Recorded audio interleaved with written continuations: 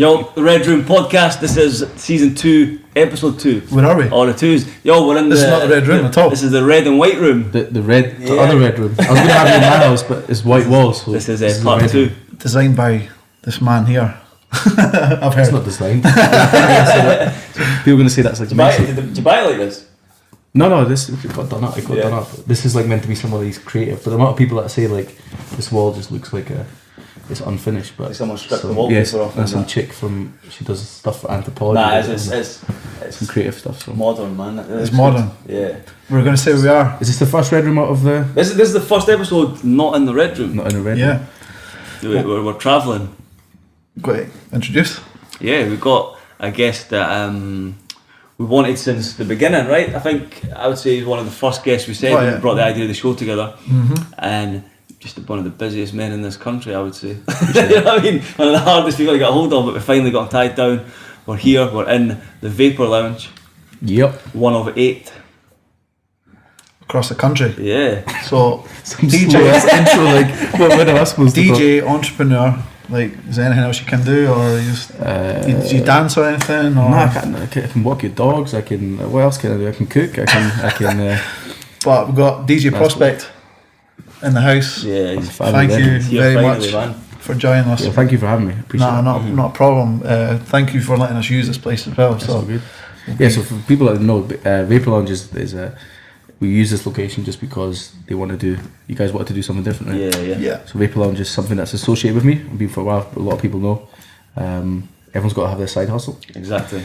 So yeah, we wanted that because it's nice having it, in the place where it all kind of started and everything, but you look at all the podcasts now and you've got like guys like Drink Champs and doing it all over the place. Yeah. So we wanted that. We wanted to see and try it and make sure we can actually do it properly. Yeah. And this is going to be the first one without your dogs walking through half of the episode. We'll have to cut the camera, you know what I mean, because they won't leave the room. You should have brought them on this one.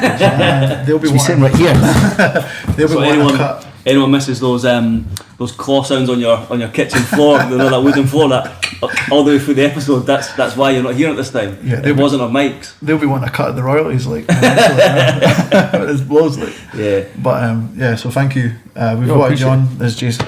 I've watched all the episodes. So yeah. Well, don't test me. I think I've watched all the episodes. But yeah. Who was the last? I haven't watched them in order, so I do watch the different ones. But now I like what you guys are doing. Mm-hmm. I think it's dope. I really appreciate you guys. Well, I'm gonna watch this back when all the other ones is like kind of like these SVTVs and that when they have like their first few videos get crazy views just because like where has it started? Hopefully I'll be one of those. It's funny because when we started this, we knew it was like something that needed to be done. Yeah, but it was actually after Kobe and Onyami was on, and he specifically said, this needs to be documented now. Like, 100%. It needs to be documented. It needs to be stored. It needs to be looked at in the future, and that kind of opened my eyes, like how important it is. Because there's people that won't get shine on themselves. They'll get maybe put out music and everything, but when it comes to knowing the person, you don't really get that. So because I guess people if it's for DJ wise, like they just see you in the clubs, and if it's artists I speak to them. But I guess there's always a bit more. Like for you guys, there's always a bit more behind it. But yeah, in terms of what you guys are doing, I'm a big fan. I like what. So I think that's missing very much for this, like exactly what you guys are doing of just picking people that are just do moves. And it doesn't need to be music; it can be anything. Yeah, just exactly. Seeing what they do, because everyone's got their hustle and they're all working hard, and the ones that do, you guys are really picking them out and doing some cool. So for some cool interviews. anyone that doesn't know who he is, obviously you don't go outside. You don't go out partying at all. He throws the best parties in Edinburgh, we'll just say that. Thank you, man, I appreciate that. He runs, I don't know how many club nights in your past. I mean, you can probably I've done a few, yeah. I mean, there's the baby, sorry, I'll let you finish first. He's the first polite guest as well. We normally just talk about RawsKO as well. Yeah, but so he's always treated me well when I've been through. He's had big names up in Edinburgh as well. I just remember. I think he's you brought Joe Budden over here, right? Yeah, back in the day, man. Yeah, you brought Joe Budden to perform in Massa, like a club. That was a long time. He's opened the door for a lot of people as well. That just caught my mind right now. Back in when we had that record with Christina Milian. What was that? Was Christina Milian? Which album was it? I don't think it was his song, was it? It was like someone he featured on. Was it Marcus Houston one? Must have been, yeah, back in the day, yeah. That was a long time ago. Yeah, because obviously he had all the pump it up and that kind of once that fizzled out a little bit. But now you see him now, and Joe Budden's the guy again. Yeah, obviously he's for different reasons. He's doing the whole. What is he doing? Is he doing Complex? He does the. Yeah, but he's like, is it? I don't know. Is it him being an interview? Nah, he's not really interview. He's just, I guess, Media Joe. He's Media Joe. That's what he calls himself, man. Causing havoc wherever he goes. But up the Migos and. So you've opened the door for a lot of people, including previous guests, funnily enough, that you've had on the show. Yeah. And as I say, like you're making a lot of moves. Thank you. Not just in music. Thank you. But we want to go and basically find out how that all started. Cool, let's go. Were you one of those people who's like Sean Prove who were DJing when they're like 12 in clubs and stuff? my story. Almost. It isn't far off that. I'm originally Swiss, moved over to the UK and to Edinburgh. How old were you when you moved over? 13. Yeah? I was 13, yeah. First year in high school. Moved over, and it was just before I left, I picked up in Switzerland a bunch of decks, like nothing. There was like some reloop cheap decks that was my kind of hobby. Moved over, and then embarrassingly I had that kind of Arnold Schwarzenegger German accent. Couldn't really speak proper English, so instead of talking I just spent my time at home DJing.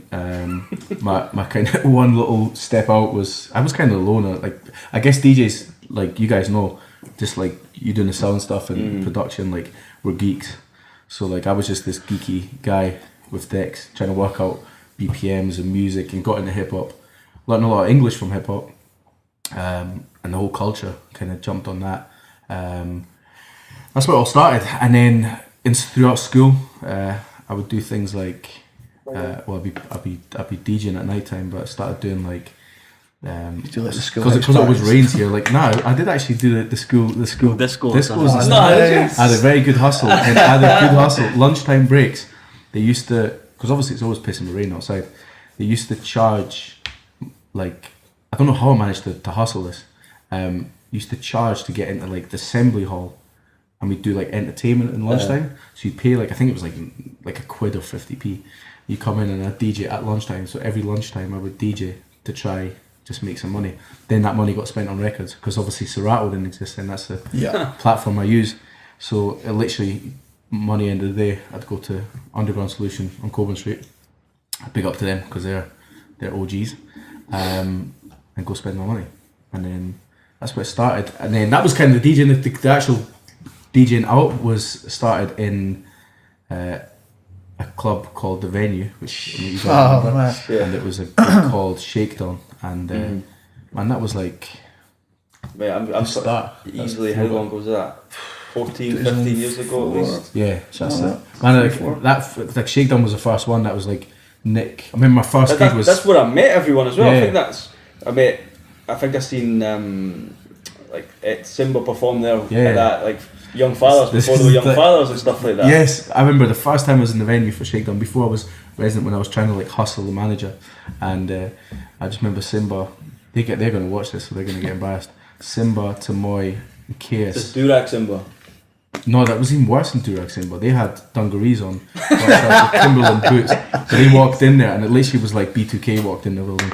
Yes, like the Dons in there. Synchronized dances. That was the start. Lot. And like, remember my first gig in the venue was Romeo Dunn, when you had that. I was there actually. Romeo Dunn. Brought like Tigress, like some. Yeah, I was at that one actually. That was my first gig in there, and then I actually did the little chiller room at the bottom, and because I didn't have shitloads of money back then. Well, I don't know, but I almost gave the game away there. The records I had to buy a few all the records I bought, I sometimes didn't have enough to play the full night, so I'd have to like flip and play like some Pharoah Munch like B-side that like I didn't really want to play, but I didn't have the money to, and the gig was like, I got £5 for my first gig, so that was no fun. And then normally it actually was given to me, so like, go grab a taxi home, and just walk with the record bag. So that was £5 profit. Yeah, that was back then. But yeah, like we're talking about the under 18s thing, man. I still get I get people now that are like there was one big one which was called Too Hot. I think most people will remember that. People are like, oh my god, I can't believe you were like the DJ at Too Hot, and like it was. What was that again? That was Eagle. Hawk and Hunter, and all that steak spot. And we had, that was crazy, man. They had like, I mean, I was the only DJ that was like under 18s at this under 18s party. So like school was just like, I felt like a superstar. that was like the best bit. It was all like girls for your school, stuff like that. Not just girls. Did you ever do establishment of that? Yeah, but there was, so before I kind of did it was Nick and Jay were the dons, like they were the kings of I remember everything. Like, when I first started making beats, I remember sending my demo to Nick G when I was like 16, like, yo, Nick G needs to hear this. Yeah. Actually, Nick was the king back then. That's like Nick is the guy that everyone looked up to. Nick is like he was for everyone was just like the guy. And I remember I was friends with his little brother. He took me to his house just to eat some food, and then I met Nick, and that was like, Nick is the don. Like starstruck, you know what I mean? Nick and is like just kind of asking him questions, and then they had that establishment situation, and we just like, I guess I just became friends with them. They took me under their wing like dons, and then that was kind of where it all started. Did you ever get any trouble getting in clubs when you were under 18 to DJ? My first. Oh, were you over 18? No, I had the under 18s was cool. It was, I mean, there'd be certain ones where I'd sneak, like Too Hot. There was one extra did a month of residencies for like when they used to have their live shows when they had kind of big budget to do things, and I used to hide in the sound cupboard until like that would finish at this under 18s would finish 9:30 and the club would start 10:30, so I'd hide in the sound cupboard for about an hour and a half, then I'd come out and go to the over 18s just to be able to meet Rodney P, that type of one extra, and like that was, I always tried to hustle my way in and always found a way, because it's like I was an unoffensive guy, so like they knew like if they let me in I'm not going to start something, so I just kind of come in and like respect the fact that I'm not supposed to be here.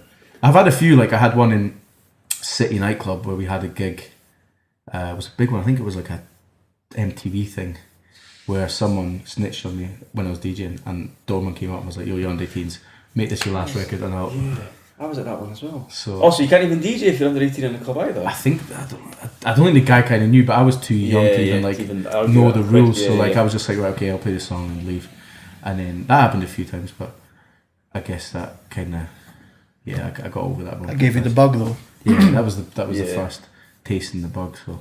And that's so that then move on to you want to run your own nights, or was there like anything in between where you maybe wanted to make your own music? Or I've always been on, like, you guys are like producers, you guys know, like it's a certain type of person that can do the production thing. It's never really been my thing, just because like I prefer to just, I can't sit in front of a computer. You guys know how many hours you guys got to spend on the computer to make something sound good. I never had that patience. I was more kind of like do shows, that energy of like live shows, that's kind of always been my thing, networking like crazy, and that's kind of where that was my avenue. So when I did the DJing thing, I got involved with Kobe, because I wanted to DJ for an artist.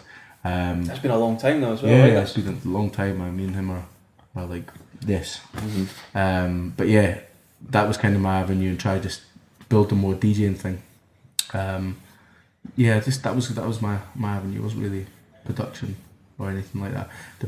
The club nights thing, I kind of fell into that through being put on that Tipsy night, which is now what I run every week, which is my baby, and events in there. I guess it was just because there was bits that felt were missing, and that was like about the DJ, and getting people to, like, when you're a DJ, you got control over the whole room, and that's the vibe. Like the energy was the thing. Like going on club, like I found it weird going to clubs here, and the exciting part being 50p drinks when that stuff was still legal, and like I just couldn't understand that. I never understood. I was always that kid when there was shots, I'd be like, I'm going to the toilet, disappear. Yeah. So because I wasn't really into that as much, I couldn't understand it. Like the guy could literally be playing, and whoever was DJing in those 50p places, like they were terrible. So it just wasn't my vibe. So that kind of was, I just felt there was bits missing. I didn't know what was missing, but I just kind of went with what. And like Tipsy's still standing now, and it's that's like my baby. I'm involved with other stuff, but that definitely is like the one that like I always make sure it's right. How long ago did you get involved with that? That was... No, it's actually been about 10 years now. That Just because you've been there? I started as a DJ, and then like started as the one. I had the worst lot, but it was like I appreciated that so much. Like, so was that your first night that you were actually involved in? It's my first over 18s gig. I got a guy called Chris. He put me on, and Nick and Jay, they put me on. I did the first bit. It was also Chazelle. Yeah, it was beatboxing. He was like hosting. There's been no one like him since. There's actually no one I've ever come across that does what he does. I did the first like hour. You're talking like you're playing to like 15 people, but it was the most exciting thing for me ever. And then good way to learn as well, Jay, you know what I mean? Jay moved on to do. He moved away. Then it was me and Nick that, as DJs, kind of carried it on for a while. There was different guys involved, and Chris was there as well. And then Nick moved on to do stuff. Now Chris has moved on to do stuff, and it's kind of been all mine now. But it's had a journey where like every part was like so appropriate. Yeah. So when like Nick was doing his thing, I miss that guy DJ with me though. I try to get him back as much as possible, but he's a superstar. So he does. Said he's got a new residency now as well. Yeah, he's busy. He's always like. What I love about him is he just unless it excites him, he doesn't want to do it. And that's like the best thing. That's actually one thing I've learned from him is like only do shit that you want to do. But yeah, that's where Tipsy is now. Still every Sunday. It's the one that I like hate to take off. Never want to take off. Always there early. Always get my crates and thingy. And to be honest, it's probably the most legendary. Like you ask any DJ in the country and now almost globally. Like everyone knows it. Like, everyone knows it. I remember everyone knows it. Like I was speaking to Westwood, and Westwood was just like, as soon as you're from Edinburgh, Tipsy, like you knew, like that's the first thing he says. Everyone knows, like it's crazy. Like a couple of different projects I've been involved in, like DJ City and stuff. That's like a global company that now, also with the internet, it literally is like notorious across the world. Like I go to when I've been in like America, like I speak to DJs and they've either come over with artists and they talk to each other. Like I'll be in like Vegas in the club and they're like, yo, your Tipsy spot. Obviously these guys in Vegas think it's like their Tao and their marquees and they're massive. like it's just the vibe. And you've got guys that are coming up like big artist names like Wretch and people from like labels that come up specifically for a night out because they like people I'm fans of like Wretch and G Fresh and all that. They come up to party. They always come through like all the big artists. G Fresh was in his car. He drove up from London to come one night. Like I seen him on Josh Street in his car. And he's like, I drove up. Yeah, it's mad, man. Like even like crazy stuff. Like we had like Afrojack in there. We've had like Major Lazer, and they're just like, oh yeah, it's like a vibe. And the world's so connected with DJs. Like we'll get onto that in a bit with like the sort of connecting the DJs worldwide. That it literally is just like notorious. And to people, they think it's this. But that's the stuff that is like important to DJs is like these little like gems that you can't replicate. Like you can't replicate a Tipsy, man. Like so many people have tried.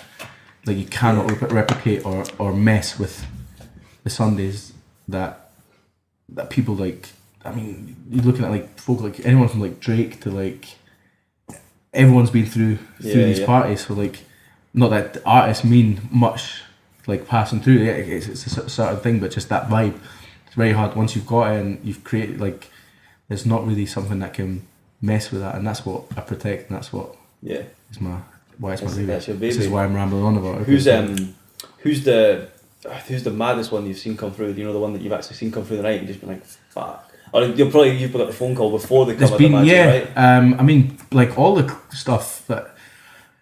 Like literally, you've had everyone from like Ed Sheeran to like Emily Sandé to Drake. Drake's obviously the big one. Yeah. When you get that call, like Drake's coming in, you're just like, oh shit. Like, I mean, when artists come through, I actually, although I like it, it just ends up people are standing with their phones, and there's not much of a vibe. So like, I prefer ones that like they don't really get noticed. But yeah, like you're talking like your Drakes, or when like Jay-Z's camp come through or like came through before, or Emily Sandé was to be honest, that was probably one of the most meaningful ones for me.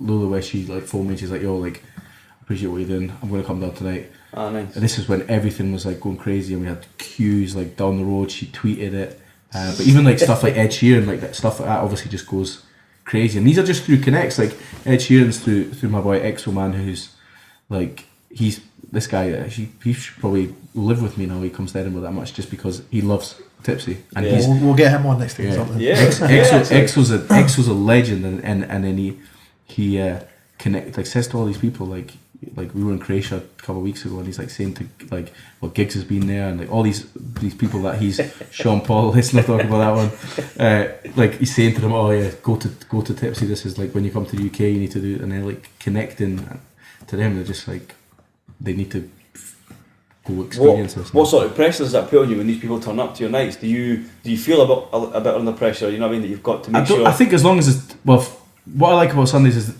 there's no like. It's a good vibe in there, so you never people come up from London, whatever, thinking that there's a big violence issue or anything like that.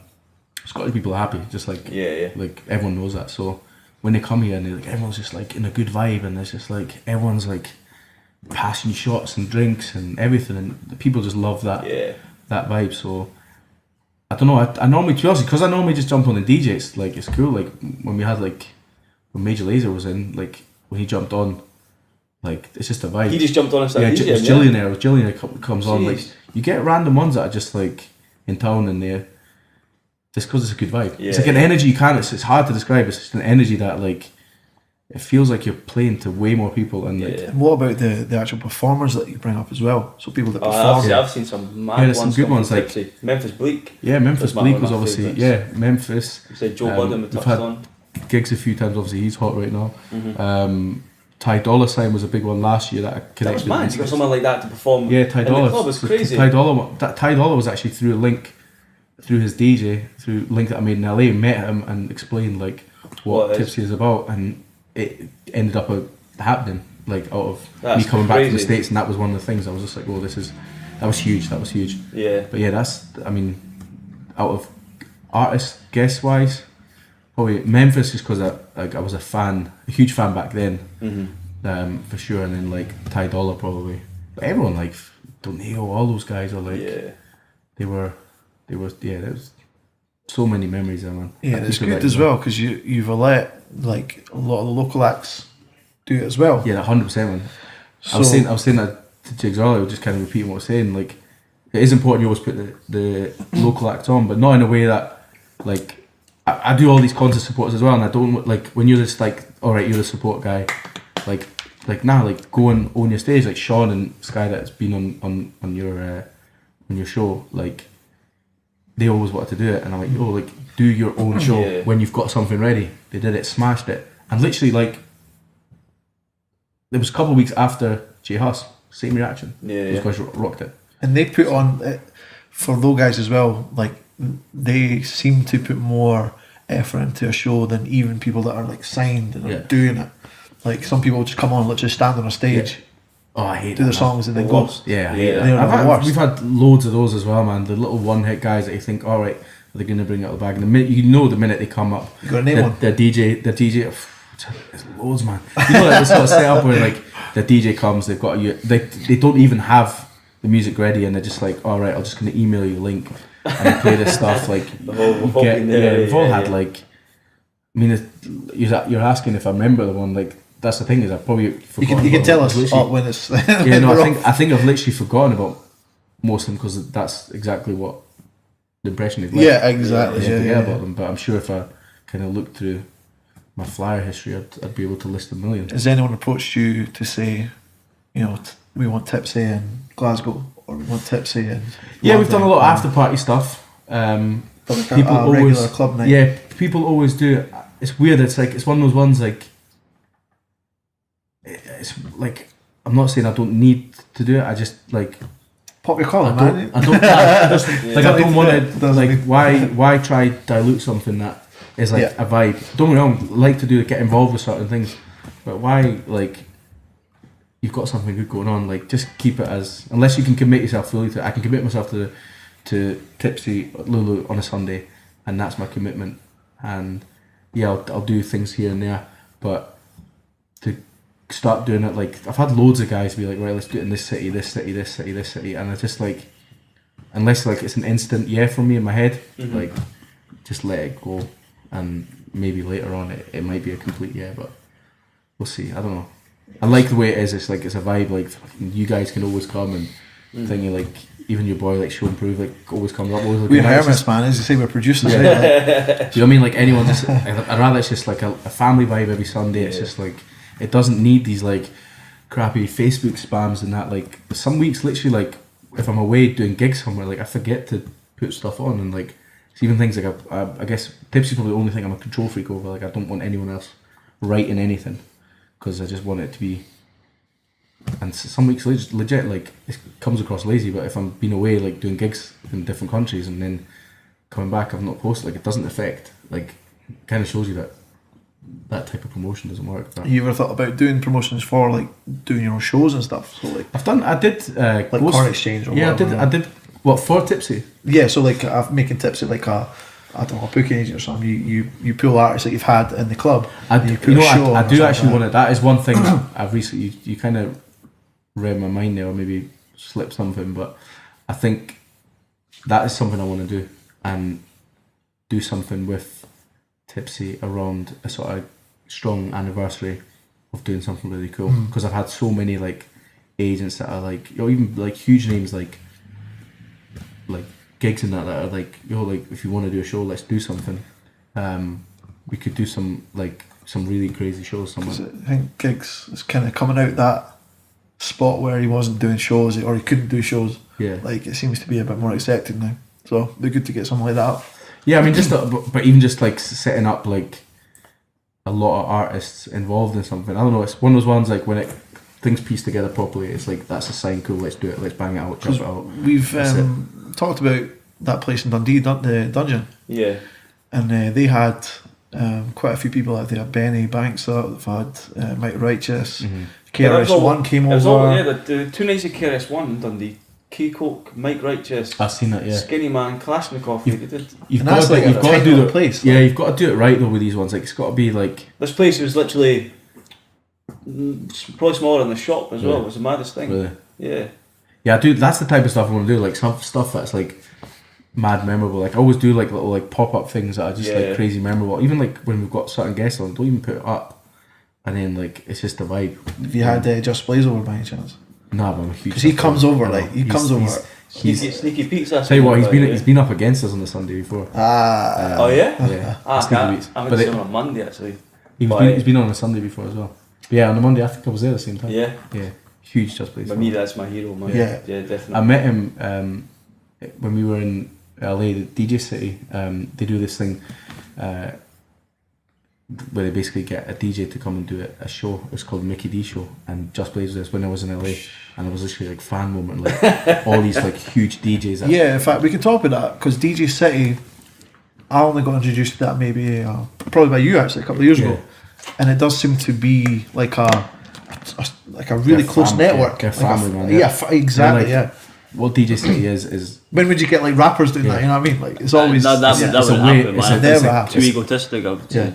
A company. You can't even call them a company because like, well, they are because the setup is really good. Because you can put up mixes and stuff. Can't you? There. DJ City's a record pool, so they're like the US guys and the UK guys are all family. So the guy in the UK runs it. It's basically a platform for artists. It's actually probably exactly what the industry needed. Hence why anyone that is involved has just warmed to it, and not in a way where like they're paying someone to say something. Like you got big names like Mr. Jam Diplo, like they only fuck with DJ City because they're from the same vibe. Like all these big people in the States, like DJs or artists. Like Ty Dolla $ign used to work at DJ City. They all know each other. Jeez, they all know each other, and like, but DJ City basically is a record pool. Artists put their stuff on. If it's hot, it's going to get put up.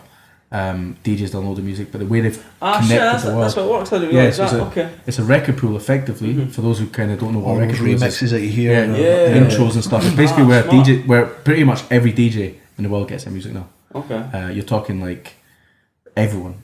So the reason what they're doing is what do they do? They charge like a membership for it. Yeah, it's a membership. But it's more like it's not even like. If you ask any DJ about DJ City, they don't even talk about the whole membership thing. It's the whole way they connect. Like I'm involved with DJ City when we do a DJ link up, which is the first thing first time in the UK, people have connected all the DJs from across the country. So they've teamed up with Red Bull, and the last one like Serato, Pioneer, all these big DJ brands. And you're talking like first one was huge, where we did it in a Nando's, and invite all the DJs from across the country now. Basically, you walk into this room and there's just zero egos because everyone's on the same page. You've got Westwood, Mr. Jam, Melody came from London, Mr. Play, DJ Play, Mr. Bibbs from Cardiff, Tej from, like, you got literally 200-400 DJs in one room just being DJs, being geeks. Like, you've got guys that are like legends like Richie Ruffto is from Edinburgh, who doesn't maybe mix with a club DJ from, but they do mix, so it's just the same people. So that's what my involvement with him, and that's where I've like they get him on. They just see man, Richie is like Richie's the don. Richie, going back to the 2 Hot days, Richie was the resident there, and like this is before he was working in Underground Solution, and this was before like he was several DMC champion, Don, like again like another one when I'm in the States, everyone's like, oh, it's Richie Ruffto guy, unbelievable. He's got this vinyl now that's like probably the most popular scratch vinyl in the world now. Jeez. He's like, how that guy still lives in Edinburgh, I don't know. Well, that's probably purely out of choice, because he could like this guy could tour if anyone wants. 100%. Like, just such a talented guy that's just been doing it for long. Does it for the love of hip hop and turntablism, and that's like, it's him, man. He's done. You need to get him on here actually. That is a good shout. Actually, honestly, I can't believe it. If you connect. Like Scottish guys, man. Like there's so many. Like we've got Sean Prove that he needs to do that. You've got he's coming on. He's just as bad as you. Like he's always doing something, man. He is actually too busy, man. He comes up and he's too busy to come on. Superstar, man. He gets. He's got to book him with his assistant. Any funny stories from the DJ City links? Like, because you've been like LA, you've been in New York. Yeah, you know, the DJ City thing has kind of opened the doors, because the guys there have just kind of taken me under the wing, and like whenever, like last week we're in New York and end up Sway in the Morning. Boy Edwin, he runs Pitbull's channel. In Sirius, and end up in Sway in the Morning, like just with Sway. The legend of Sway. And he's telling you these crazy stories. Like there's a guy with us called Big Syph, who's like an OG in LA, who's talking about like when Tupac got shot, and like Sway was in the middle of like settling arguments with like some stuff that was going on Power 106, and Sway goes on the radio station, like all these legendary moments. I'm like, yo, like this is the stuff that I like. This is stuff that's in like books that I'm like hip hop books that like, and Sway's just like they're talking. You're part of the conversation with them about it. That's the thing, is like when I've been out there in LA, like it's like you're meeting literally like legends everywhere you go, like legends, whether it's record label or just like OGs that are like just names and faces constantly recognise. It's crazy. He's my favourite radio DJ, Sway. Absolutely. Sway. Yeah, Sway's a dope. Anything DJ. He does, like always, I'll never forget the last Tupac interview that he done. That's when he went in on everyone and told it like it was, and it was a long interview. It's on YouTube, and he asked the questions basically that should have happened, and he said there was a lot of stuff that he couldn't release at the time as well. He might release it. He's still got loads of stuff sitting there. Like Sway, like the way he's got that set up now with Sirius with Shea 45 is perfect for him, because he can, like you guys, you can swear on thingy, but he can tell things that you probably couldn't tell on normal radio in the States. You got to keep it clean. They're quite funny like that, and on Sirius, because you're paying for the subscription, you can say whatever you want. He can talk about anything he wants, and that's what he does. And he's absolutely like he's king, like king. That's mad. Obviously you touched on the club stuff, but you've done a lot of live stuff as well. Actually, some of my favourite moments have been like live shows with you, beside you. Like we did, I remember being at Wu-Tang with you in Glasgow, which was mad. I remember Raekwon, like the solo one as well. That's Raekwon, right? I remember the Wu fan there. Ben was like, I was like, yo, DJ at Wu-Tang, you want to come through? Don't even need to ask me twice. That was it. Yeah. But Raekwon, you had a big fan moment at, was it Rake or was it Ghostface? Raekwon. Probably both, man. Raekwon in the office. Yeah, that's because I got Ben's. I got his prospects. AAA pass, and I just went straight into like the office that Raekwon was in. You interrupted to tell you a good story of everyone that I've ever dealt with, like riders and stuff. He had the one that like some crazy dumb riders from like when I've done different shows, but his was the best one because his one was at the end. It was like it was pizza, KFC, family bucket, and bitches was on his. And he walked in before the fucking bitches, and he was just he had a KFC bucket. He was just sitting there eating. KFC and like bucket. I was pretty much in a headlock and stuff with the security. Just like I just want to give him beats. That's all I want to do. It's funny, man. So that's the third time this story's been on. Is it this one? I thought it was the Ghostface one that comes on. No, it's not that one. The recon, the CD was on the floor. Yeah. You were in a headlock. Yeah, man. My CD never even made it out of that office as well, which was the worst part. I went through all of I that. didn't know that. Yeah. I didn't even know that part. Pretty much, I was like pushing back the security or holding me, like telling him I was not allowed in and that. No, it's because you interrupted bitches time. Pretty much. He must have got excited because he's seen the door. He's like, that's it. I know. Shaking it in. The Ghostface one was the best though. That was the funniest one. Yeah, Ghostface. But so the live kind of stuff then, you've supported a lot. Yeah, that's been A my lot thing that of people. I've loved to do for a while. Whether it's been with Kobe actually or on my own. Man, I've done loads. Like literally, biggest one has to be Eminem was huge. That was in Glasgow, which is like obviously Glasgow, Eminem, the two of them are just like they go hand in hand like crazy. Can you imagine the types of crazy stuff that went on there? With Kobe, probably the best one was Glastonbury. We did Glastonbury with Emily Sandy. It's actually a dope video of like the old Emily on Kobe's YouTube channel, and that was the weekend MJ passed away. We did the BBC introducing. That was probably the most like meaningful one because it was just like with Emily when she just signed the. Actually, I don't think she had the deal yet. She was working with Naughty Boy and all that stuff. So that she had that Diamond Rings record, and she was actually doing the backing vocals for Kobe, or just joining on the track. She was like, and then obviously the whole MJ thing. It was just, and Glastonbury was just like crazy, because all these artists that were like MJ's friends were there, all emotional. It was crazy. That was one of the most meaningful ones for myself. But it's been loads like Drake, done Drake, loads like I'm trying to think. I've got in my new flat. I've got a frame where I've put all my AA passes. Where it's been like Nas. Nas was a huge one. Nas was incredible. I did that with the guys. SGM, we actually promoted the one in Edinburgh. Was that in Edinburgh? Yeah. Yeah. Edinburgh's a funny city, like Edinburgh for live shows was like one of it's always tough, but like that was one that like when I got opportunity to be involved, I was like, yeah, I'll do it just because for the love. You did Wu-Tang in Edinburgh as well, right? Wu. That's the first time I got involved with that company, and then Wu was a great one. Wu, I think Wu was the one where was that one with me and Kobe. No, it was Wu was Semtex was on the tour as well. Yeah, did he not tell you that story? Which one? The one with Wu-Tang. Nah, no, I heard that one. Like I did not hear that. That guy's got stories, man. Like that's what I'm saying. Part 2 needs to happen. Yeah. Kobe. Holding the stories. Part 2. Yeah, that J. Cole thing as well that I mentioned to you is the start of his tape and Cole's For Your Eyes Only tape. Is the start is very. Listen to the two, and the fact that I heard that way before J. Cole's, and he had sent it to certain people that know certain people. I don't know. Maybe I'm leaking something. But he's my favourite of the new group as well. Cole, man. I saw Cole in Barclays Centre last week in New York. Yeah. We were in New York, we were doing some stuff with DJ City, and then got back to the hotel and we were like, have a quick power nap before we go out. See, this is why he's not been on the show up until now. He's everywhere, man. He's everywhere. You know, I've been everywhere. That was like, honestly, man. Then saw my phone and saw his DJ in Brooklyn, and I was like, no way is this on tonight.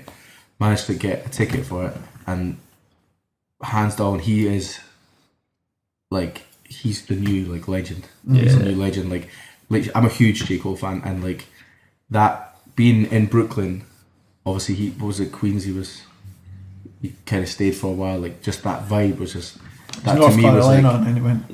especially being in New York and literally listening to mumble rap like all the time. Is that all they play on the radio in New York as well? And all they're talking about is UK stuff as well. But like besides that, actually, the minute I got into the hotel in New York, first thing I heard was J Hus. Did you see? Really? Blasting. I was like, yo, this is crazy. Went to shisha place, they were playing like gigs, and they're like, oh, you heard this new Gigs? Like, one of those ones, but it's fucking amazing. It's like you know your next question though. We've talked to everyone that's been on the show. We've always asked them top 3 favourite rappers or artists, whatever, who inspired them. Yeah, we need to go top 5 for Prospect. Man. Yeah, Prospect. You know, if you've probably met. Trying to cover like different part or just top 5 like do top 3 minimum influences of like, because I'm not just hip hop. Like I would say, but influences in terms of what me as a DJ. So it is like mostly hip hop. Right now, I would say J. Cole's right up there for me. Like he's the thing that keeps me like entertained when I'm driving. Can you, as a DJ, can you play J. Cole in a club? 100%, man. Can you? Yeah, that Neighbours record. Like, come on, you're a DJ. You can break, not break records. J. Cole doesn't need that, but you can make a vibe. Like if you play at the right time, like that on Sunday, that went down crazy. That for me right now, J. Cole is like the one. Obviously, like I'm more. If you're going. Talking right now about obviously that documentary that dropped like was it last week, Jay-Z and Kanye. I've got to say Jay-Z's also one of my favourites. Sure. I'm Kanye, like from they two, I'm Kanye. I'm sure you probably had this. I'm sure I've clocked a few conversations. You always the same thing. Jay-Z for me, just because it's like I don't know. I don't really. Jay-Z created the best era of music for me, like Rockefeller, like the whole thing that was created. Every artist, like that's I think it's just it depends on certain people. Like it suits to your life. Like the new album now, like how good is it, right? Yeah, like that's that for me. Is like it's an adult. Like I'm not a wild Kanye. Like I'm not like Kanye now. I can't relate to it right now. So think of Blueprint without Kanye. I mean, but that was Kanye then. That's a different Kanye. Yeah. Oh no, absolutely. No, didn't get me wrong. Like, you're talking about. When you think about Kanye, you think he only did like 2 songs on that album, no? You're talking like this guy is like 2 different characters. Like there's no he's not the same guy now. With Jay-Z, I've been able to relate to. Yeah. If Kanye was on the same, if they came up together in the same way, like. The problem with Jay-Z for me is that he's been like his last album, he's dropping knowledge. Like people have been saying, "Oh, he doesn't make money." But he's been saying how to make money in a broken system. When you've got other rappers saying the system's fucked, you should not be subscribing to any of this bullshit. Where Jay's been saying, nah, like just deal within the parameters you're given. Yeah. Rather than change it, just deal with what you're given and try and make money that way. But I'm not like that. I'm not that type of person. I can't subscribe to the way things Can't are go to run. knowledge about what's better than buying bottles in a strip club. No, yeah. Credit. No, you know what I like? That, right? The thing what he says, like even with the picture where he's going to give it to his daughter, like was it 8 million? Oh, the artwork, the art stuff, like, stuff like that is like that's I don't know. I can't like if I actually listened and took in what I play in the clubs as knowledge from my brain, I'd be dumb as shit, man. Like fuck. I don't like if I didn't think like feel like still a little way too much. Like I don't know. Even with Kanye, like I don't really see like that's not life, man. Like what are you doing? Like building as a like Jay-Z can walk into meetings and do deals that are like not this like not trying to like rinse 18-year-old kids that think like Ciroc's a way of life. Like what are you doing? Like even like Khaled, so much respect for what Khaled does, but like but Jay's had a drink brand. Jay's had all this. Yeah, he's done it, but he's done it in a really nice way. Like he's done it in a way that I don't think has been like. I mean, he's gone through a phase of like just like we've all. Like his dumb phase was when he was doing that Armadale vodka and whatever like stupid. Like stuff. But even in saying that, Dame Dash was always the one doing that sort of stuff. Whereas Jay-Z was more. Their roles were reversed. No, Jay-Z was never the forefront of these companies. It was always Dame Dash with Jay-Z playing the background, even though he was the lead artist. Yeah, I think like these like. He's on a different level. His brain works differently from any other rapper. Yeah, we're getting up on you, man. There's just I don't know what it is. I just don't. I think it was probably because of, and I've got all his albums. Don't get me wrong. I'm not a hater. Trust me. I've bought and studied every Jay-Z album that he's ever released. Reasonable Doubt is one of my favourite albums of all time. You know what you need to do, because everyone talks about it, is one of your like roundup ones. You need to put all the people that have brought this up into one room and just film them arguing. And just discuss it, right? Team J, Team Kevin. Nobody leaves until you come up with like. You've got 3, like me, you, Kobe, or Defi on. I don't know, man. Is Kobe on the J side? He's 100% on the J side. He's a huge J. I'll bring in Sean Proof. Depends on production wise, and then we'll just. I don't know who else. Actually, Serious, no one thinking does. about it now. We'll figure out something. But So yeah, I cut you off, man. That was your second artist, right? Yeah, so second artist. that's how you've done. Who you giving us? Give us J. Cole, Jay-Z. I'm trying to find because everyone's like, oh, top 5 rappers. So I'm going to go like the guys that are like the obvious ones. For me, for my journey, Bashi is one of them. Huge Bashi fan. That Chubba Chub stuff back in the day. we just talked about We that. talked about that in our last episode week. 131 was saying about how they used like San Pellegrino as a promotion. You know, they always had it there. Yeah, and Bashi did the same with the lollipops. You know what I mean? Chubba, like that was for me and Nick G actually was like the one. Like even to this day, like I'm still like my boy CJ. He DJs for Bashi. Obviously Bashi did movie stuff now, and CJ's one of my best mates. I see him all the time. But I still like even like CJ's got Chubba Chub stuff and Bashi stuff that no one else ever heard, and I'm like, yo, I get to listen to this. Like CJ's wedding, I meet Bashi, and I'm like kind of like a fan moment there, man. It was Bashi's 100% one of those ones that's I'm a huge fan. Shout out to CJ as well. Yeah, CJ. Good guy. Yeah. Good guy. Next time you guys need to talk to CJ. Yeah. Story, yeah, I'm saying. Possibly needs to be the plug for all these My guys. phone book's your phone. Yeah. Man. Just go, man. It's 3. I think what's kind of proper. Mix it up. The old school one. Yeah, The old school. an old school one. It's gotta be. Nas. The obvious. You know what? Actually, the two I would probably say is Nas and Tupac. I'd probably put them on the same wave for me. There he is. I would put them Guys, on the like, those are same. my guys. I would put them on the same. Like I put them as like number 4, not because I think they're the same, just in terms of like influence of my like DJ. I always just my said li- Nas my was the life. East Coast version of Tupac, like always. And like Tupac for me because that West Coast thing is like 100% me. That like that sound is like it's old school now, and like every so often someone kind of brings it back. Whether it's like YG tried to do that like record or whatever, they always bring it back. But those two are just because it's part of growing up. They can take 4 and 5. Trying to think of something that's not obvious and that's like maybe not. You know what? Someone even like Lauryn Hill. Yeah, That's a good one. That's a good one. Like Lauryn Hill, that just like for me, It's a very good one. you're gonna get my brain going now. Like I'm just starting to think like Outkast and Outkast, yeah. But no, Very I'm good. gonna stick with Lauryn Hill just because that album was for me the first time that like hip hop could be fucking Bigger, lovey-dovey you know. and fucking Yeah. soulful and meaningful and like not meaningful, just meaning like there's a bit more. It's not like thugs can pop their head to fucking Lauryn Hill. Not that I'm a thug at all. But I mean, like, you know what I mean? Those top there would have been a lot of 5 I thugs would say bumping are my 5 that I've kind of been top of my journey, most influential. Well, if I you did did come, I did say Cole was first, but that's probably right now, just because. Mine's changes by the day. all the time, yeah. By the day. Like mine's Cole changes. for sure. Like yo, you need to see that tour. That tour is like unbelievable. I seen him open for Drake years ago, but that was the That's first time actually I an seen him. interview. I did an interview with him. Most like Did an interview with who? with J Cole. When? That On the night? Drake Oh, thing shit. for Sony with an interview. Didn't have a clue what I was doing. I was just like excited Yeah, to yeah. chat to him. And still like he's just like coolest guy. I remember he came to the club and this was when we had Drake as well, and there was like Ace of Spades and that, and he just turned around and he's just like, yo, don't waste your fucking money on this Is that shit. what you Like, said? because obviously Drake is like his rider's like fucking ridiculous, like, and kind of dumb to the way that like opened every bottle, puts it back down, like, yo, you're just pissing away money. What's wrong with you? The Cole's just like, oh, like, what, like, Yeah. fuck this shit. Like, what's this? Like, I'll just have a fucking Corona. Yeah.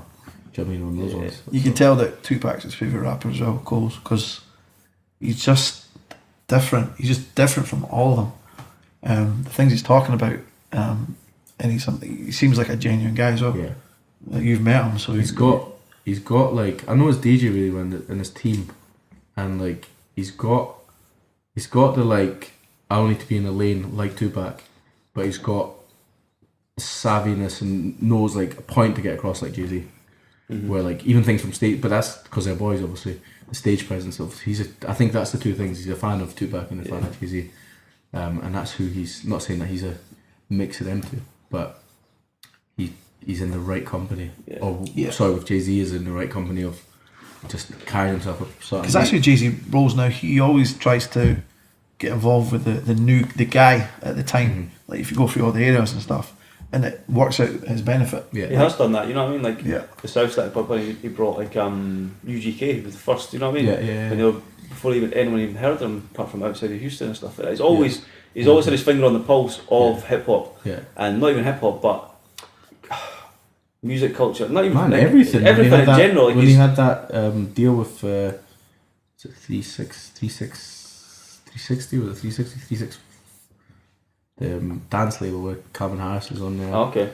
Theo Cottis from Edinburgh, he Yeah. was on that, and that was like basically the dance rock nation. And He's always been smart. Like I don't know if you've seen his tweet. Was that about a month ago when he tweeted when he won some award? I think he was the first rapper to get inducted into this the Songwriters Hall of Fame. Oh, yeah. Jay-Z doesn't tweet. Jay-Z's last tweet was like yeah. it was like 4 years ago, and he put his tweet out saying, "I just want to thank everyone who inspires me." And he did he did the Nas, Kanye, Tupac, Biggie.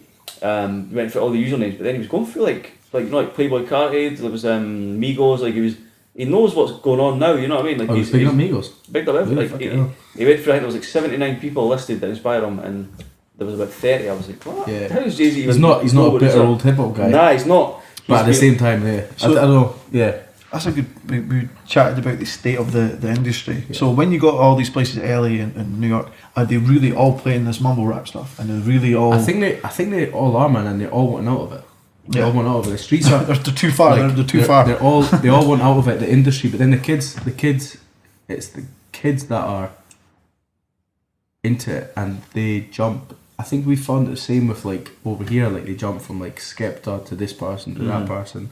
Skepta fans will now be Jigz fans. Obviously, it's a similar genre, so they jump on. But I think that the industry itself, like man, when I was in LA, like because you're right, literally the guys from out there. They're in the middle of all this, so like you literally go to parties. Like man, there was like we ended up in like Diplo's mansion party with like fucking Bieber there, and that's what we need to talk about is the Bieber thing. That's what we need to talk about. We didn't talk about it yet. The like Diplo's party, there was like all these different people that are there, and they're just like you're right in amongst like anyone from like Ray Shremmer to like all these talented guys, and they just like mix in like even that whole like remember Ray Shremmer like with I do like what Ray Shremmer are doing, but like Paul McCartney was like bigging him up and like you know what I mean, it's a very you're right in amongst it, and it's just weird that this is like you're in the same room and people are like yeah it's mumble rap shit, and then there's like a mumble rap guy there, and it's just like you know, like Lil Yachty and stuff like that, like all these guys were like I just don't understand. It's a very weird. But it's strange though because it's a lot of people feel that same way. You know, like they're saying that you know about real music that they prefer that to mumble rap, but yet it still reigns supreme. The kids are like all about mumble rap though. Like if But you go like where's the disconnect? That the people our age are not and don't care about music and stuff. You know. yeah, but that's what I'm saying. Like you did listen to someone like J. Cole on the flip side. It's weird. It's weird. One thing I do is go to this bit called Fairfax with like Supreme Store, OVO and stuff. It's the one that you've seen like videos and stuff, but it's one shopping street. It's nothing like glamorous. It used to be like the shithole effectively, and it's just kids in these queues like talk to them, asking them what they listen to, and that's where like I found out about Yachty, like even Bishop Nehru, Joey Badass. That's like where I found out about all those guys like back a couple of years ago. And all the new songs like Migos, that's all the stuff that they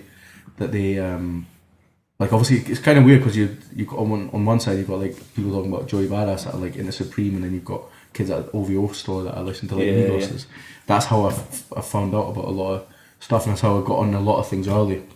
Catch them while they're still like small when you're out in the States. So yeah, that's definitely like that's where everything is coming from now with the younger generation. I don't think it's any different. I think it happens every era. Like it's the same way where people like Big Daddy Kane and stuff like that. People stopped listening to them and sort of Bad Boy came out. You know, they were ruining rap. They were bringing out these like glossy videos and sold like all these big samples and stuff like that. Is it any different? You know, I mean, now looking back on it, you're like, well, that was classic back then. But everything, it has its cycle. I guess, like, I mean, if Migos becomes a legend, I guess it's sad, but But at the same time, it's what like some people like 50. Like 50 is a classic now. Like he's a G, and like that's to a lot of people. Then they just be like, "The hell is this?" Yeah. Like, I guess it takes us turns. I don't know. For me, it's what hip hop is for you. There's so many aspects of it now. Like, it's hip hop for you, something you listen to just feel a certain way, or is it you turning up? It's different characters listen to different things. I mean, Do you find it a chore then to maybe keep up, even though you're still a DJ and you're playing these keep on songs? music. Yeah, so like the playing stuff that you don't like and. Nah, I guess there's like I said, it's different. You know, like it was last week or so that came out that hip hop is the most selling genre in the US now, and like I think what's kind of happened is instead of kids listening to like rock and thingy, like it's just within hip hop a lot of stuff like it's like kids, multi-genre. It's multi-genre, like you know what I mean. You like a certain sound of hip hop, although they're like, oh yeah, I'm a fan of hip hop, but it could be Migos and Yachty and whatever, or it could be. When you think about it, I mean, as a genre, because it was always a young genre. Yeah. As long as it gets older, I mean, it's the same thing with rock. You know what I mean? The fans of U2 going to be fans of Busted. Are the fuck? You know what I mean? Like. Exactly. It's the exact same kind of thing. And it's the biggest genre in the world right now. So of course this is going to happen. Like literally, hip hop needs to be broken down. Like hip hop needs to be like its own thing where it has like it's always had subgenres, but like the subgenres are now genres. Yeah, rather than having that sub in front of it. I think. Well, it's hip hop's birthday today as well, so I share a birthday with hip hop, which is do you? Yeah, man. It's hip hop's 44. 44. The birth of breaks, isn't it? With Cool Herc. First like hip hop part, I don't know. Party, block party was Cool Herc. It was actually the birth of the break, which would be DJs. Cool Herc was obviously one of the main guys of just looping for hours. Hour on spot, you know what I mean? And then that's where the whole breakdancing came from, and I guess that is the birth of it. So it's a change since then. I mean, that's the birthday of hip hop, and the birthday of you. Happy birthday, man. So it's changed days. I mean, back then we were saying when Cool Herc would do that, the DJ was the main focus. You know what I mean? Yeah. Before the kind of, in terms of the rapper was the back. You know what I mean? They were the background to the DJ. The DJ was the star. It's Grandmaster Flash, and you know what I mean? Yeah. And the Furious 5, it was what was the other ones? It was all crews with DJ first, and then that phased away first, didn't it? Then the MC became the star. Yeah. I think it started to change when Rakim maybe came out. There was still the group. It's because they had the control over. The DJ is like ultimately the control over the whole thing. So maybe the person that was like first inventing it's like, you'll leave this thing to this guy because he's got this control over this room musically, which is just like driving people crazy. And then the MC came along and hosted it and realised, hold on, you can do a lot with this. But it has evolved, and as you said, I mean, keeping up. Like, it's going to evolve that series about it all the time. Any watched the series on Netflix about it? Man, I've had a TV for years that I've never even switched on. What's it called? It's called Nas actually executive produces it, I think, and it's about the Grandmaster Flash and stuff. It was the most expensive Netflix show. I'll get you Netflix need to watch it. on my phone. It's decent. Like Jaden Smith's in it, and what's it called? I just watched it. There's 2 seasons of it on. Fuck no, I'll need to. I should know this one. I've not seen it because it's pretty decent, by the way. Like it's pretty good. It's about the early days of hip hop, about it starting. I sometimes avoid watching these things because you just don't know if like. That's even this Kanye Jay-Z one that everyone's kicking off about this documentary. I've not even seen that. Where did you see that? Everyone was just. Was it Channel 4? Everyone was kicking off about it. Oh, Just Blaze was on it as well. I seen that clip, but that was a whole documentary. I never watch these things because I feel like it's either going to annoy me or. The Dre one does look good though. Yeah, it looks really good. I've seen the trailer for that, I need to see some clips with Eminem and stuff like that from that documentary. Looks mad. So someone that's taken notice of you guys up here doing your thing, and obviously you as a DJ are BBC. Yeah. They have partnered with you on a number of things. In fact, I've probably met you at BBC events probably more than anything else, apart from being at the parties. More than real life. Well, yeah, but in terms of like, how did that link? Was that just through Charlie Sloth? Or? That's been a while. So the BBC thing, basically, as a DJ, it's frustrating up here. I feel like I've done as much as I could with this concert supports and stuff, and like, I guess for certain things, just being a DJ that people like I spend a lot of time trying to network. That's my thing. I've always been like jump on a plane, meet someone. Like it's like this whole like being behind a laptop email and like screw that shit. You need to like just go, whether it's in New York or like invest in your stuff. You know what I mean? You got to stand out. Like there's gazillion DJs, so you've got to really stand out. The one extra thing that happened because again, for years, connecting with us, being with Kobe or just connecting with producers, guys running the station, the music team down there, the DJs especially, linking with them. That happened through Charlie, so yeah, I got the mixed residency there. Radio is a point where I don't think it knows what it's doing. It's definitely a turning point. So for me, the mixed residency is perfect because I either do it down there, I can say I'm one extra resident, I can use that as a profile. I could be the first Scottish guy to do that, and the only Scottish resident to say like the residency side. And shout out to Charlie as well. Yeah, Charlie puts the guy that was once banned from the Radio 1 building for being that guy out of the box is now the guy at the station. So he kind of on the same wavelength, just thinks differently. So he put me onto this. You guys need to, next time he's up, need to make sure you guys do an interview with him, because the way like that, he connected a lot of the things. I do his show. There's a couple of huge things in the pipeline for that, which will change stuff for me massively. For radio stuff. Yeah. But yeah, like I said, even like radio teams, they move to Spotify and Apple and all these sort of things. So there's a lot of change. I think total exodus. I mean, radio will never die. Like it's never going to die. It won't die. Like, it won't die. I mean, especially now, it's more visual. It's more like people want on demand. You know what I mean? They want to listen to it on their phones when they go. They Yeah. want to just YouTube. They want to stream. Like that's the way it is. You know. exactly. So think of the people as well, like all the local stations that you used to hear growing up. There'd be separate shows and everything, but now you've got one radio show that's probably broadcasting from London, and it's on all the local stations. It's not separate stations. I've had a lot of conversations with radio stations up here, and you're talking like the biggest radio station up here has their drive time show and their breakfast show max running from Australia. The rest is no budget. It's crazy. There's no budget, and that's insane. Like the fact that How much are they paying these guys? Like, you know what I mean? Like the fact that no, it's not even that, man. I think it's just they don't know what they do. They don't have the local knowledge. The fact that like I do stuff for one extra, like down south, and they pay attention, or have meetings with Global down there, or Kiss, or all the radio stations, and even like what Red Bull are doing, and all these sort of different things, and doing bits for them there. But up here, I can't even get a conversation going that is on the same level. They don't get it. It's scary. I mean, especially I think for up here, I think it's a negative thing that they don't like. I shouldn't like not mean it in a big-headed way, but I shouldn't have got a call from the kind of head of the guys down south Without even anyone even speaking to you. Even paying attention. Do you know what I mean? That's like, crazy.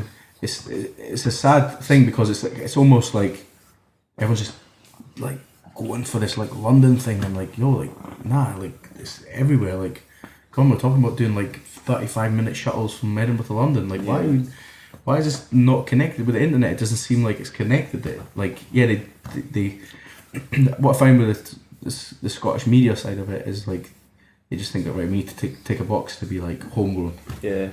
But now, like, actually do like get people involved. A lot of them do it. There's a lot of people like big up like Muslim. Like, I was going to say the BBC are now definitely making more Muslim, of an effort like, to do that. It was something. Yeah, I mean that's not. for years. I wasn't really directing that at BBC, but there's like certain people like. But no, there is there's a lot of truth if in what you're saying. If Muslim wasn't there, this wouldn't have happened.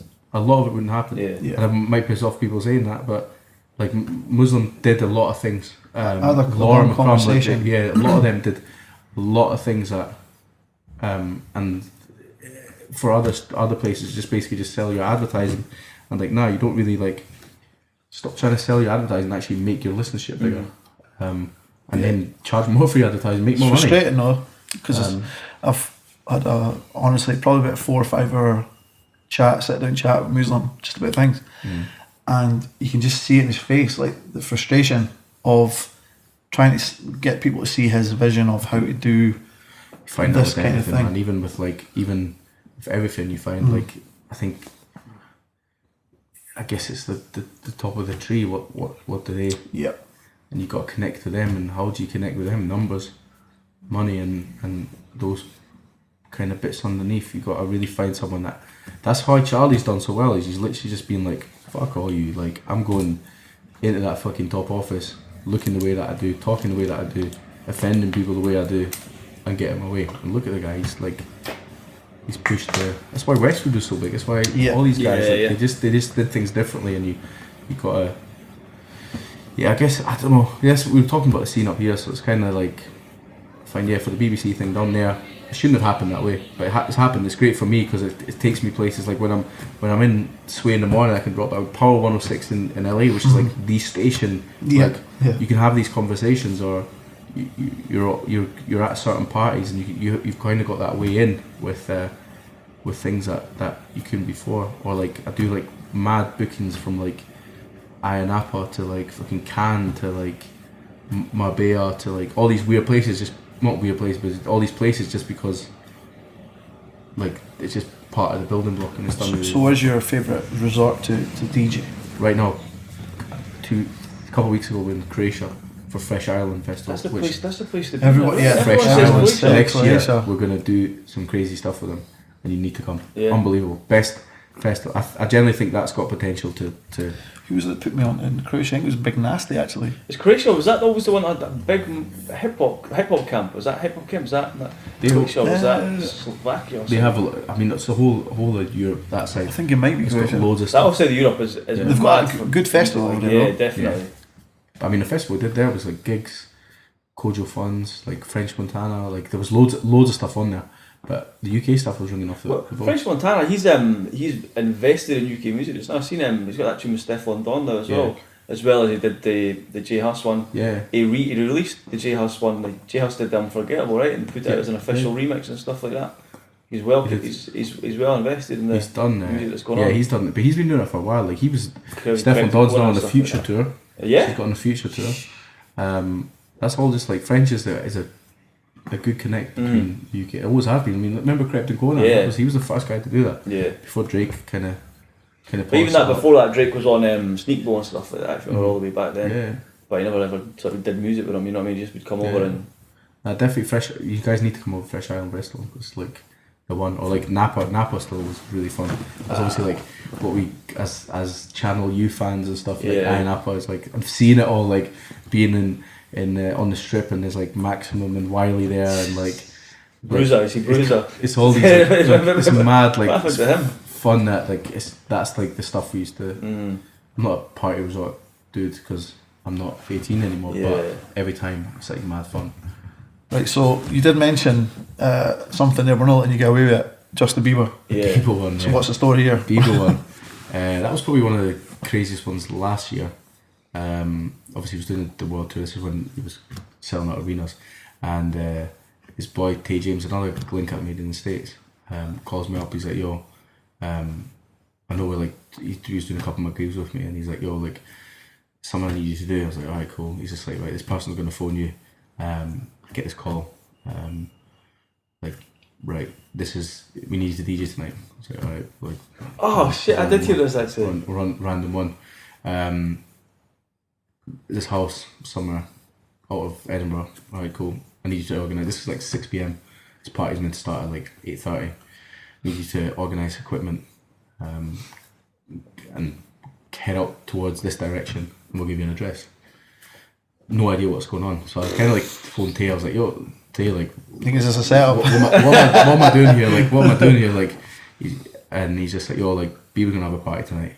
It's Halloween. Can you host it?"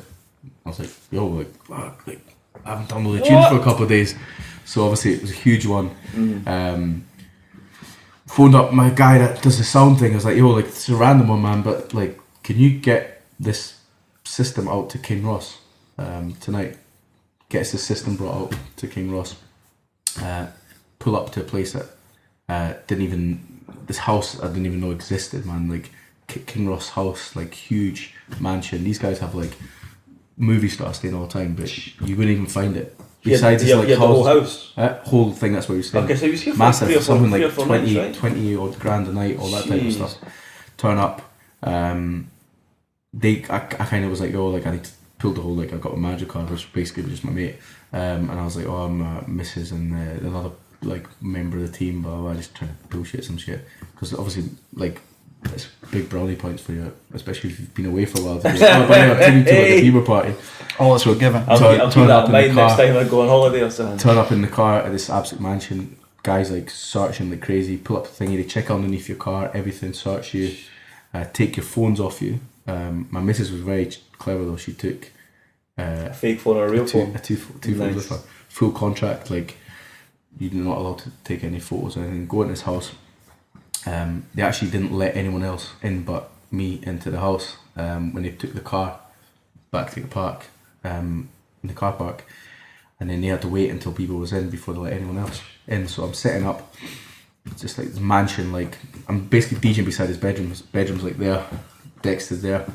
His DJ's just like, yo, everything cool. I was just like, yo, like I still don't know what the hell's going on here. Like I'm in a mansion somewhere. Like at this point, it actually ran crazy late because he didn't finish his concert till late. 11 p.m. This fucking car comes up. He walks in. I'm just me and him in the room. And I was just like, this is really weird. This huge grand, like my DJ decks were like a marble. Like the guy was like, oh, make sure you don't like scratch this. This is like 45 grand. I was like, some marble table. I was like, fucking hell, like I just not touch shit. DJ, the guy's just like, yo, like, do you want a drink? He goes over to the bar, pours me a drink, and I'm just, this is fucking weird. He goes into his room to change while I'm DJing in his living room, and then like just flocks of people come in, like his team, and he's like, yo, like get more chicks. Like they phoned a bunch of chicks, and it just turned into like this all night party. Me DJing at Bieber's party, Michelin star style food downstairs at 5-6 a.m. in the morning. You're having like lamb with like shit that I'd never even pay for, like fucking £1,000 meal at like 5-6 in the morning. Crazy drinks, just like Bieber going wild, like performing on the piano, like doing crazy stuff, jumping on the mic. Bieber Valley doing his thing, Yeah, like Bieber Valley, yeah, man, like, just crazy, like stuff. Like even it was a couple of weeks ago, that Bankroll record, that Diplo record that Bieber's on, came out, and I'd never even performed songs there, and he said, this is my new song, and this was like last year, and I was just like, yo, this is like this is a tune, and at this point I didn't have anyone else on it. I think Quavo and stuff's on it. Didn't have anyone else on it, and he performs that, and it just went on to like 8-9 in the morning. Just a wild like moment of like, I can't take photos of this scenario ever again. Like I can't take photos. No one's ever gonna know this happened. But obviously at that point, word had got out, and it was like all over Facebook. I was getting fucking inboxes like, yo, like where's this party? My phone's like going, because I was allowed my phone. I just wasn't allowed to take it out of my pocket. Phone going crazy, like insane. And then it was the next day that things just went crazy, because after that I was just like, yo, this is weird. What happened here? And pictures leaked of the party. Although like they weren't allowed, it was his dancer, and I cleverly took my DJ box logo behind and put it up.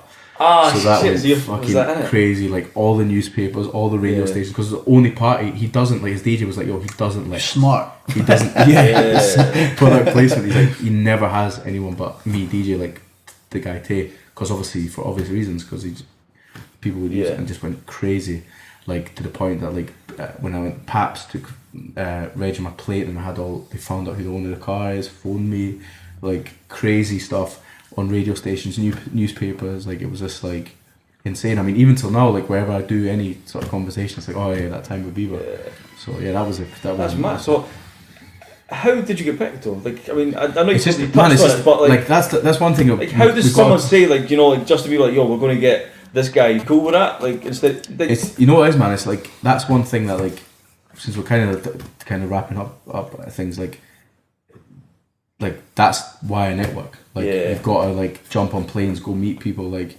fuck, like don't be scared. Like I think I learned a lot of that from the States and that LA waves. Like yo, like everyone's the same. Like fucking, if you want to go over like to the guy that owns Uber and talk to him, go over to him and fucking thingy, or like go speak to like this artist. Like wherever you are in the world, just like network and make things happen for you. If you want something, there's no point. This is otherwise you will just be stuck doing the same gigs, and I don't want to be doing student gigs for the rest of my life. Do you know what I mean? Like, that's what you have to do, and that's the difference. Like, well, you know, from what we talked before, the quality thing. Like, that was probably one of the most, like, when I was younger, an inspirational thing. Like, seeing this guy like casually working with Talib Kweli in New York, getting a visa to work out there, having High Tech as your sponsor on your visa. Like, that stuff is like exactly the same thing, man. Like, that's the stuff that like makes me. Whenever it's like, oh, how do you do things you want to do? I'm not saying I've done like great things, but I'm just saying like, yo, just do your. I think a lot of people see just do your thing. You know what I mean? Like, even when artists like, yo, like what do you do? Like, thing, like, just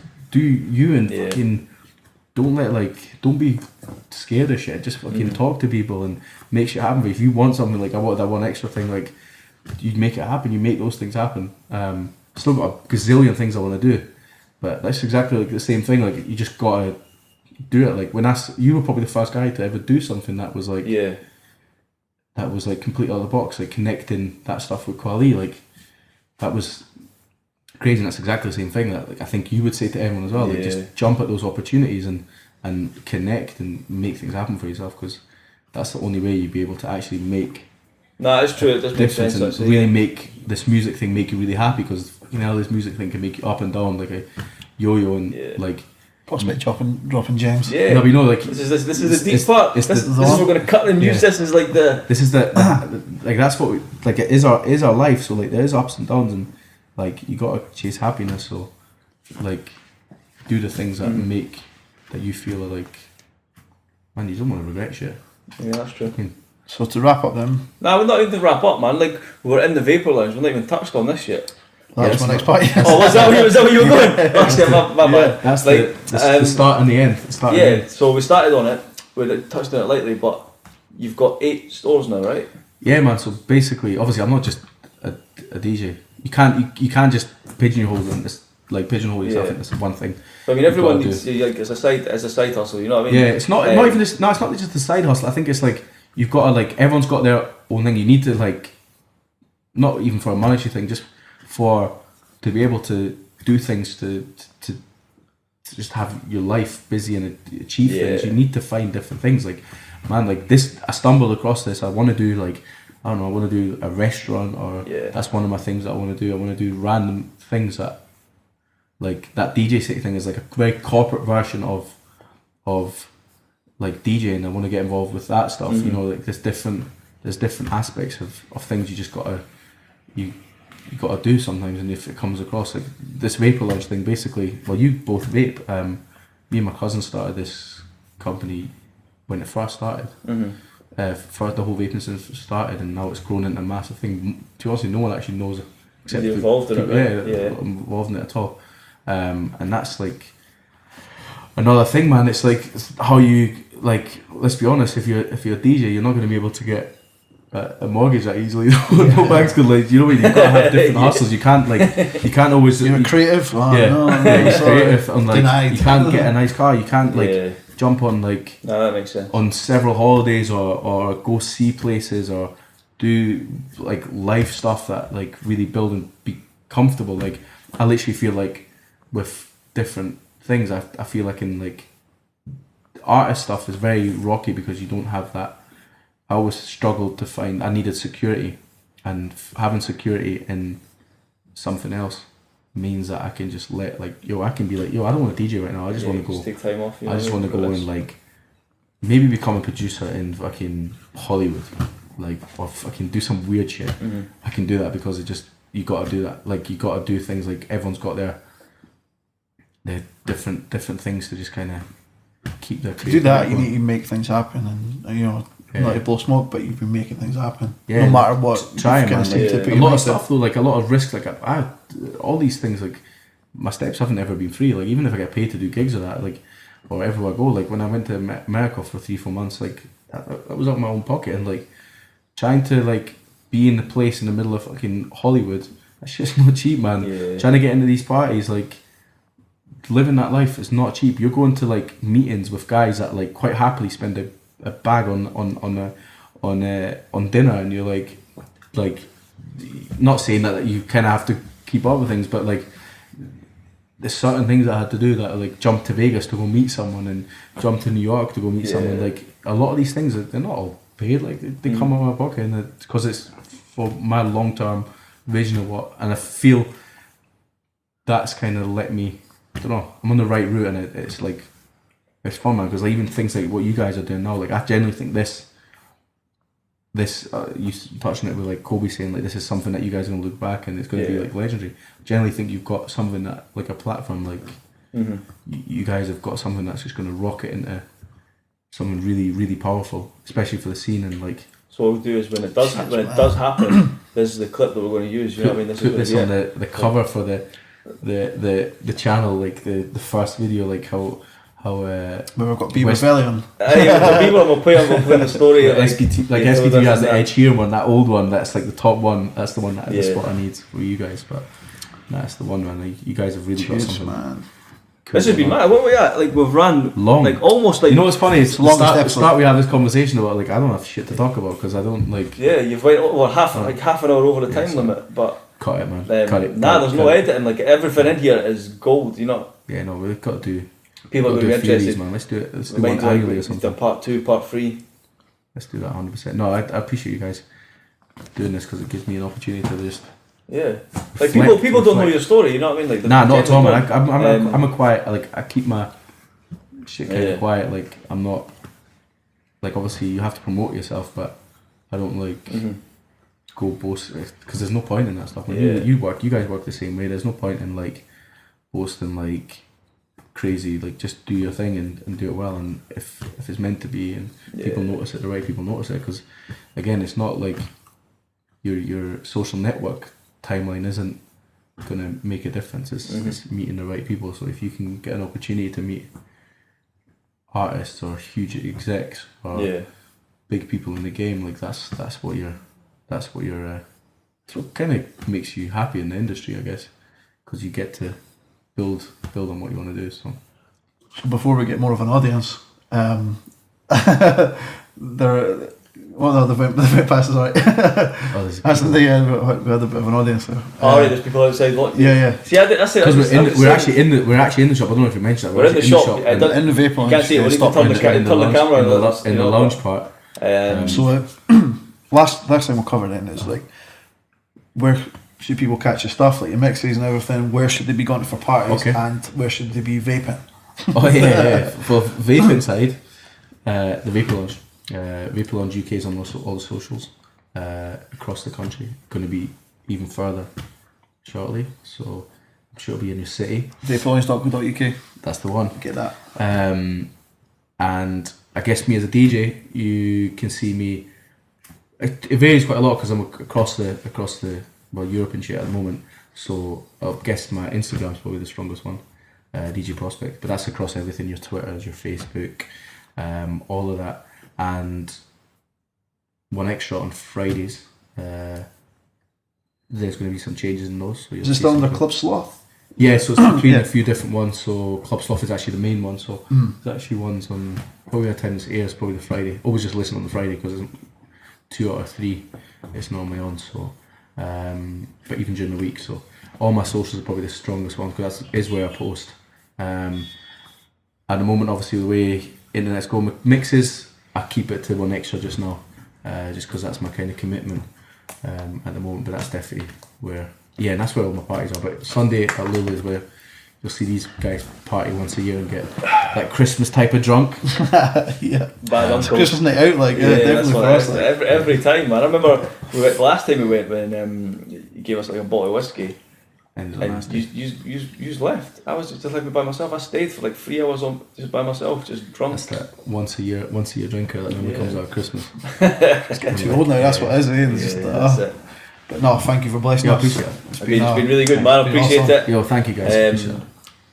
Are you going to do your run when you normally do at the end? Are you going to do the Lord of the Rings ending, or are we just going to cut it, or what? No, but You ever seen the Lord of the... We keep going on about it. You ever seen Lord of the Rings before? I told you I don't watch TV. I'm sorry. So this explanation is wasted again. I want some guests like, that's exactly what he's doing, but everyone's like, no, I've seen it before. It's because nobody cares. You got to spill your news. Nah, I can't yet. I can't yet. It's your birthday. It's your birthday. Oh yeah, it's my birthday. It's my birthday, and you're on some superstar shit next. There's a reason I have this beard, but that'll become clear when I can talk about it. Calvin Klein are about to launch their bearded man campaign. Bearded Fifers. Bearded Fifers campaign. Plus size models and well, their plus size campaign. But yeah, Hollywood shit next. But so yeah, thank you for watching. Thank you for commenting. There's been obviously season 2 now coming out. We've got a list of people that we're trying to get through. As always, comment below. See who you want to have on kind of later. Hopefully we get discussion going, because we talked about like. Kanye, Jay-Z. Basically, that's the main thing. Whose side are you on? Because we want to hash this out and see exactly whose side. Let's do it. I'm interested in doing this, man. Like we need to work. One thing you guys should do as well, because you guys are the hub. So I'm saying this live on camera, so you kind of gotta do it. Is I think Scottish artists, let's do some cool shit with like who's from up here through you guys to like get in the scene.